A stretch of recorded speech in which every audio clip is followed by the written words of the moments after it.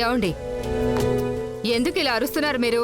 ఇదిగో చూడు, నీ కమ్మలు అడిగింది, అది ఇవ్వటం కుదరదని చెప్పేశాను. తీరా ఇప్పుడు చూస్తే ఇంట్లోకి వచ్చి తల దురుచుకుంటుంది. తనేమీ రాలేదండి, నేనే ఇంట్లోకి రమ్మన్నాను. కొద్దిగా ఓపిక పట్టండి మీరు. వయసు అయినా తలకు మించిన కోపం మీకు. ఇలా చూడు, అమ్మాయి అసలు ఏమడుగుతుందో తెలుసా నీకు? నాకు అమ్మలే కదా. ఆ అమ్మాయి అడిగిందని నువ్వు ఇచ్చేస్తావా ఏంటి? అయ్యా, మా జాన్సమ్మకి మాత్రం ఇవి జస్ట్ కమ్మలు కావు, మా తాతగారి జ్ఞాపకం. వాళ్ళకి పెళ్ళైన 5 ఏళ్లకే మా తాతయ్య చనిపోయారు. మా అమ్మమ్మ ఇప్పటి వరకు ఆయన చెప్పిన మాటల కోసమే బతుకుతున్నారు. అలాంటి ఆవిడికి ఆయన పెళ్ళైన కొత్తలో కష్టపడి కొనిచ్చిన బంగారం ఎంత ముఖ్యం. ఇన్ని ఏళ్ల తర్వాత నేనిది కనిపెట్టాను. ఇది నేనిప్పుడు తీసుకుపోయి ఇస్తే మా జాన్సమ్మ చాలా సంతోషపడిపోతారు. మా తాతయ్య తోడుగా ఉన్నట్టు ఫీల్ అవుతారు. ప్లీజ్ అండి, కుదరదు అని మాత్రం చెప్పొద్దు. ఏమ్మా, మీ బామ్మకి ఈ కమ్మల మీద ఉన్న సెంటిమెంట్ లాగానే కదా మాకు కూడా ఉంటుంది. నేను కూడా నా భార్య కొనిచ్చిన మొదటి బహుమతి అది. ఇదంతా నేను నీకు ముందే చెప్పాను కదమ్మా. నేనైతే అస్సలు ఇచ్చేదే లేదు. అంతగా ఇలాంటి మోడలే కావాలనుకుంటే మా షాప్లో చేసిమ్మని చెప్తాను, సరేనా? అది తీసుకెళ్ళమ్మా, ఇది మాత్రం వదిలేసేయ్. ఏమండి, కొంచెం ఓపికగా ఉండండి. ఏంటే నువ్వు? ఏమ్మా, నీ పేరేంటి? నా పేరు బంగారి.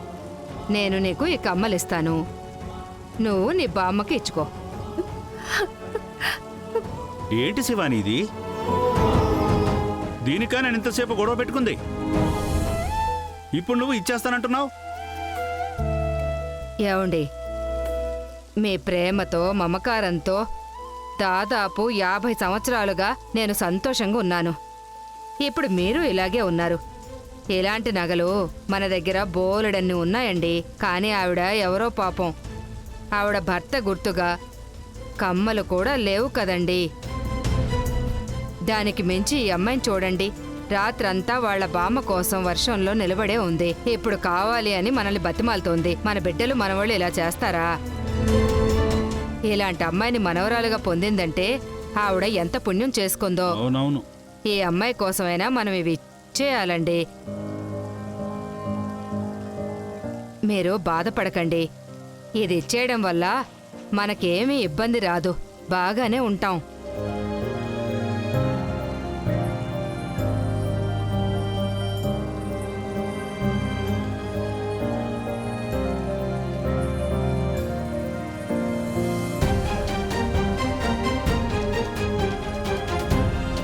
ఇదిగో అమ్మా, తీసుకువెళ్ళిచ్చే.